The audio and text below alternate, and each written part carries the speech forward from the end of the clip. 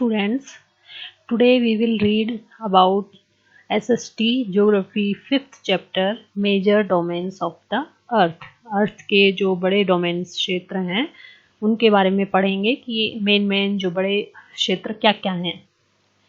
As you have read in the first chapter में आप पढ़ चुके हो, the earth is the only planet which has life. केवल अर्थ पर ही जीवन पाया जाता है. Human being can live here because the life sustaining element of land, water and air are present on the earth.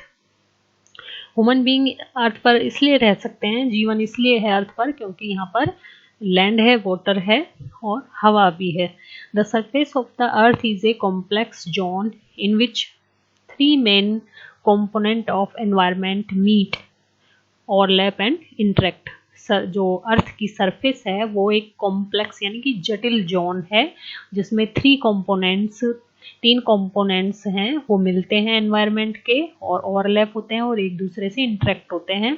The solid portion of the earth on which we live is called lithosphere. जो earth का solid जो जिस पर हम रहते हैं, अर्थ का solid portion होता है जिस पर पेड़ पौधे होते हैं, वो तो होता है lithosphere. The gases layers that surround the earth is the atmosphere. और जो गैसेज होती है अर्थ के चारों ओर वो atmosphere, where oxygen, nitrogen, carbon dioxide and other gases are found. जिसमें एटमॉस्फेयर में ऑक्सीजन, नाइट्रोजन, कार्बन डाइऑक्साइड और दूसरी गैसें होती हैं. Water cover a very big area of the earth surface. पानी से अर्थ का बहुत सारा क्षेत्र है वो कवर हो जाता है. Water covers and this area is called the hydrosphere. इस एरिया को हाइड्रोस्फीयर कहते हैं. ये आपको नोट भी करना है कि what is lithosphere, what is atmosphere and what is hydrosphere. The hydrosphere comprises water in all its forms, that is ice, water and water vapour. और जो हाइड्रोस्फीयर है, पानी जहाँ पाया जाता है जिस सरफेस में, उसमें कई तरह की फॉर्म्स मिलती है इसकी, जैसे आइस है, वाटर है और वाटर की वेपर यानी कि भाप है.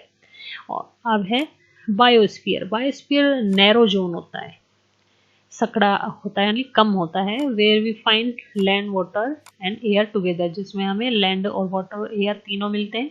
विच contain all form of life. और इसी पर पूरा जीवन, जो जीव जंतु हैं वो होते हैं. अब पहले इस पर आइए लिथोस्फीयर पर. Word origin. In the Greek language lithos mean stone. Lithos का क्या मीन है? लिथोज का मीन है स्टोन. एटम मीन वेपर और एटम का मीन है वेपर. हुडर मीन वाटर और इसका हुडर का है water. And bios mean life.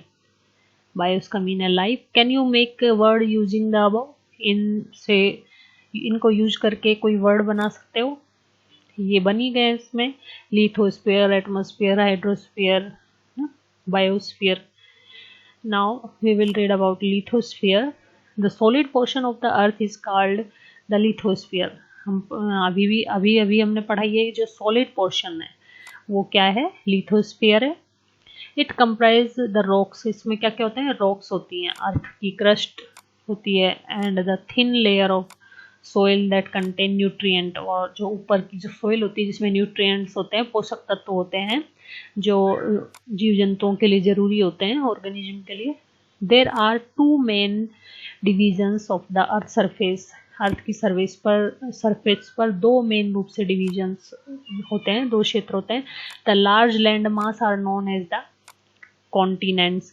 जो बड़ा पोर्शन है वो तो कॉन्टिनेंट है यानी महासागर है.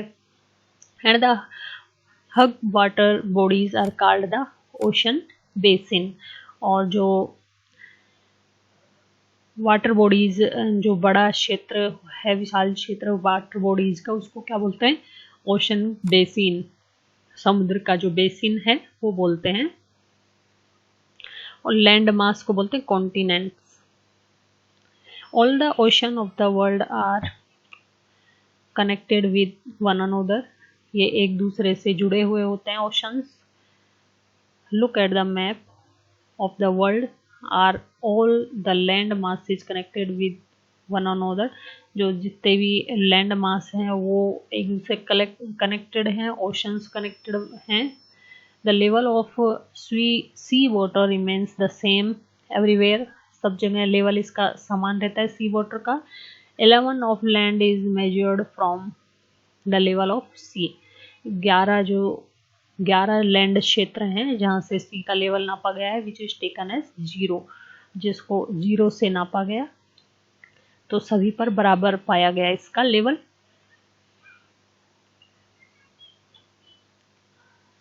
This is the world continent and ocean. Continent है महाद्वीप. कौन कौन से हैं? सबसे बड़ा कॉन्टिनेंट है एशिया.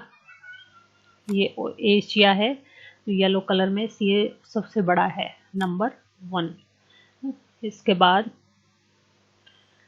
नंबर 2 अफ्रीका, ये अफ्रीका हो गया. नंबर 3 उत्तर America. Number 4 south America, north America, south America, 4 हो गए. इसके बाद है Europe,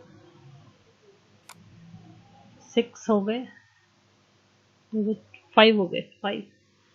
Asia, Africa, Europe, north America, south America और ऑस्ट्रेलिया, एंड लास्ट में है एंटार्क्टिका. ये भी कॉन्टिनेंट है. तो यहाँ पर हमेशा अंटार्कटिका जमा हुआ रहता है वाटर से. और ये ओशंस हैं. ओशंस देखिए आप,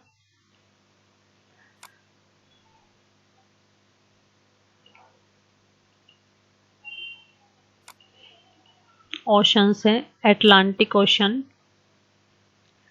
इंडियन ओशन है, ये हिंद महासागर है यहाँ पे.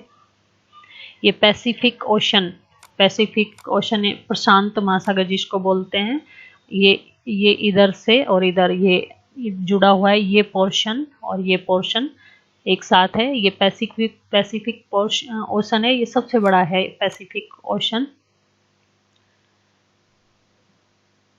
ये आर्कटिक ओशन है जो ध्रुवों के पास में पाया जाता है. और ये साउदर्न ओशन है, दक्षिण महासागर.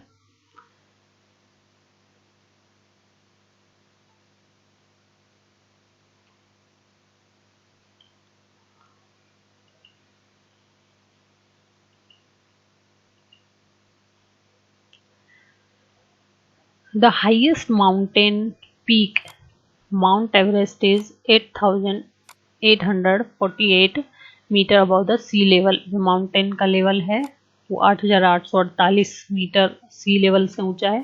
ग्रेटेस्ट डेप्थ, सबसे गहरा जो है 11,022 metre is recorded at Mariana trench. जो मैरियाना ट्रेंच का गड्ढा है महासागर में, प्रशांत महासागर में, ये सबसे बड़ा गड्ढा है in the Pacific ocean. Pacific ocean यानी प्रशांत महासागर में है. ये इतना 11,000 मीटर गहरा है. Could you imagine that depth of sea is much more than the highest point. क्या आप ये इमेजिन कर सकते हो कि जो सी की गहराई है वो जो हाईएस्ट पॉइंट है यानी कि एवरेस्ट है उससे भी ज्यादा है. Do you know Edmund Hillary, New Zealand के जो एडमंड हिलेरी थे, and the Tenzing Norgay Sherpa India के हैं, were the first man to climb the highest mountain peak.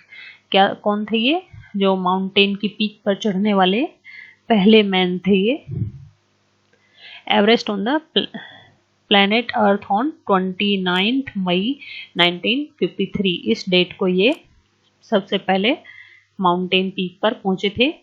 फिर जंको टेबल, ये जापान के was the first women to reach the summit on 16 May 1975. इसके बाद ये महिला है जापान की, ये 1975 में पहुंची. और first Indian women climb the highest peak on 23 May 1984 was Bachendri Pal. जो 23 मई 1984 को बछेंद्री पाल, ये हमारे इंडिया की थी, ये एवरेस्ट पर पहुंची। तो बच्चों आज आप ये इसके मेन पॉइंट नोट करेंगे। Lithosphere, atmosphere, hydrosphere, biosphere, and name the continent and name the oceans. Okay बच्चों।